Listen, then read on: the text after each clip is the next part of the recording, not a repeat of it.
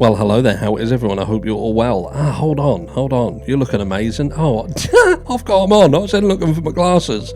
You're looking absolutely amazing. I'm obviously having a nightmare. It's Monday. I had a day off yesterday to honour Tommy Jude, another creator who sadly lost his life recently. And yes, I decided to shut the channel down for the day, which has subsequently meant that Monday my brain doesn't work. But anyway, like I say, you're looking absolutely amazing. I'm going to get straight into the meat and potatoes. We've got a bit to go through today. Now, in video 2 later, I will be going through the Wolves and Finance video that you guys reached out to me and showed me. Now, I do know that video has been pulled down because there was an error in it. I know what the error is and we'll cover that first, but regardless of the error, there was a large proportion of that video that is actually quite eye-opening. Video 2. Subscribe to the channel, hit notification bell, make sure you don't miss it. In this video, first of all, we're going to talk about this, because this is new.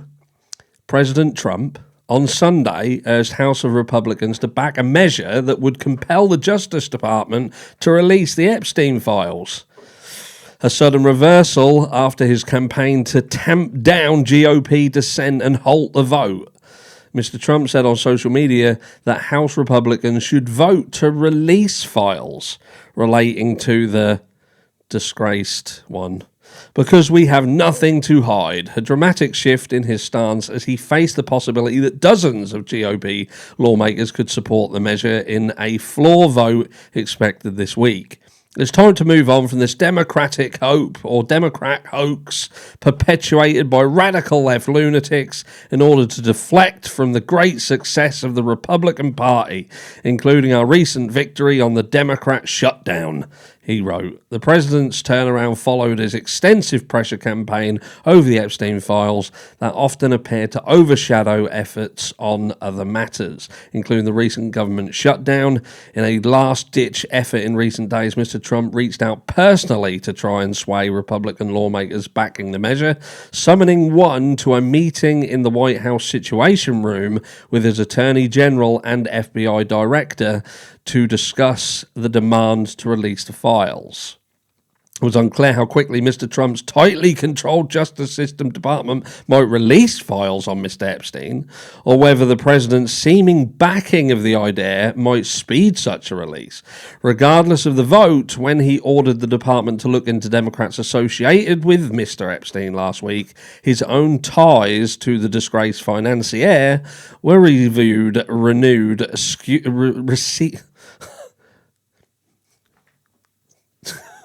scrutiny because of a release of a trove of emails in which Mr. Epstein claimed Mr. Trump knew of his activities. The Republican base remains split over the files, and the tension has led to a falling out between Mr. Trump and one of his closest political allies, Representative Marjorie Taylor Greene of Georgia. On Sunday, minutes after Mr. Trump publicly reversed course on the Epstein files, he said on social media that Ms. Greene is working overtime to try and portray herself as a victim, when in actuality, she is the cause of all her own problems. Mr. Trump has escalated his attacks on Ms. Greene in the past week, calling her a traitor, something that she says has led to death threats.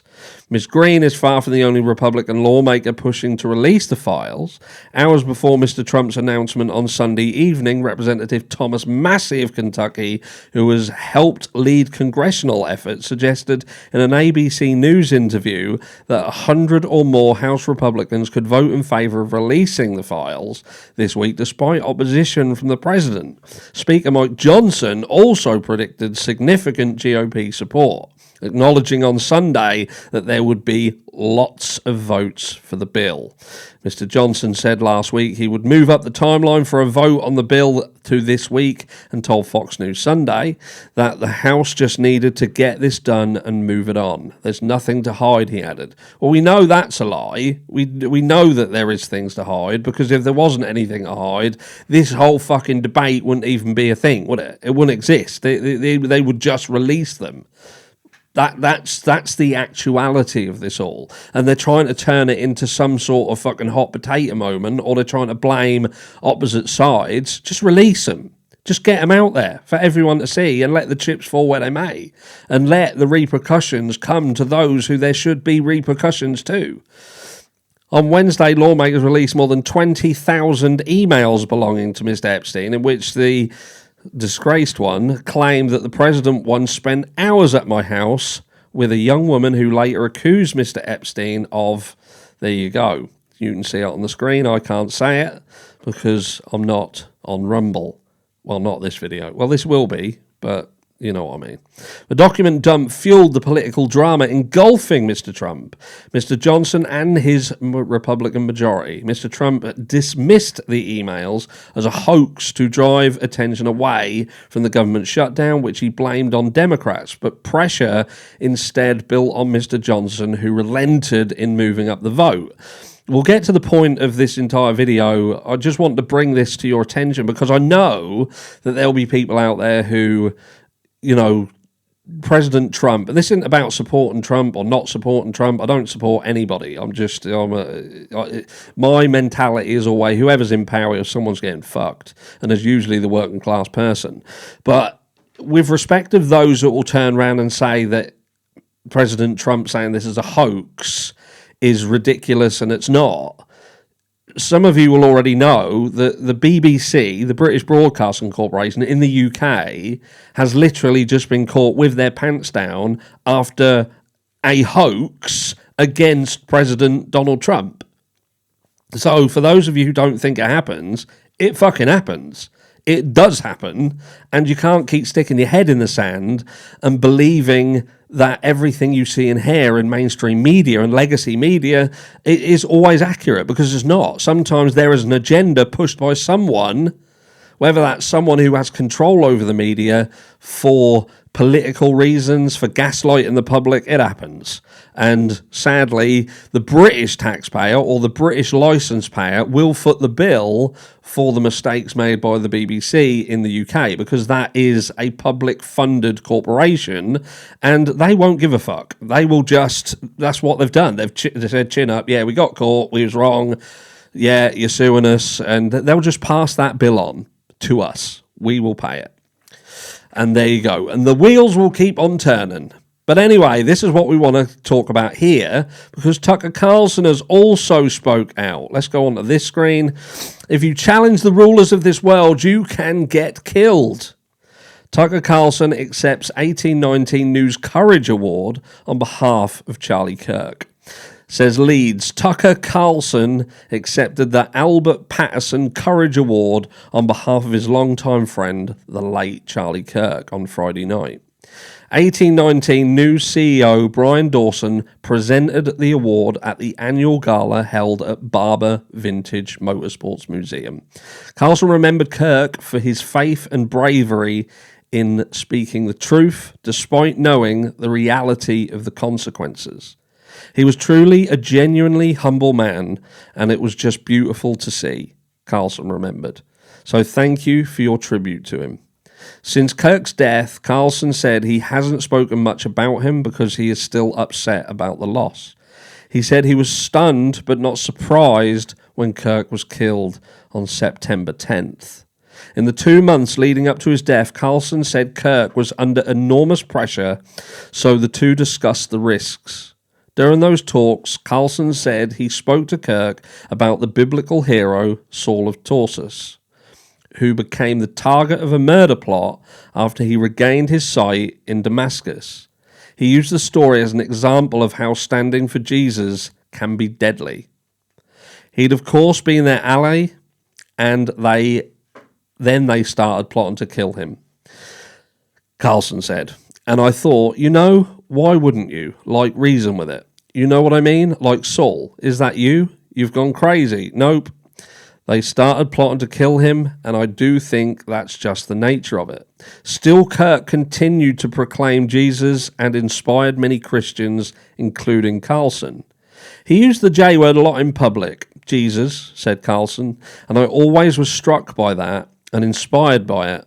And it's only been in the last year or so that I even thought about that distinction and decided to use the word Jesus. Carlson said Kirk's murder has taught him to accept that the stakes couldn't be higher. I rarely think to win whatever comes next, it's not a question of your willingness to hurt people. It's a question of, are you willing to be hurt, said Carlson. That really is it. At least from my perspective, that's the decision that I have made. When it comes to speaking the truth, it's not something that can be imposed by the sword, he continued. We don't convert by the sword. That's against our religion. We require you to buy in. That's the whole point. God gave us free will, and you have to exercise yours. You have to respond to the call, but you should know as you engage in this that once again the stakes could not be higher. Carlson added, if you challenge power, you can get hurt. And the greater power you challenge, the more hurt you can get. If you challenge the rulers of this world, you can get killed. The answer, Carlson said, is confidence and courage in speaking the truth. He said that is living as Charlie Kirk lived. And I think that's it, isn't it? It does seem that Charlie Kirk, did it get to that tipping point? The tipping point of it was more than him just going out there and speaking to kids on campus or young adults on campus. Charlie Kirk had become a political weapon. He had just been a main component of getting Trump into office. He was a powerful individual. His voice was a powerful tool. And did his voice start to impact those in the realms of the upper echelons of power?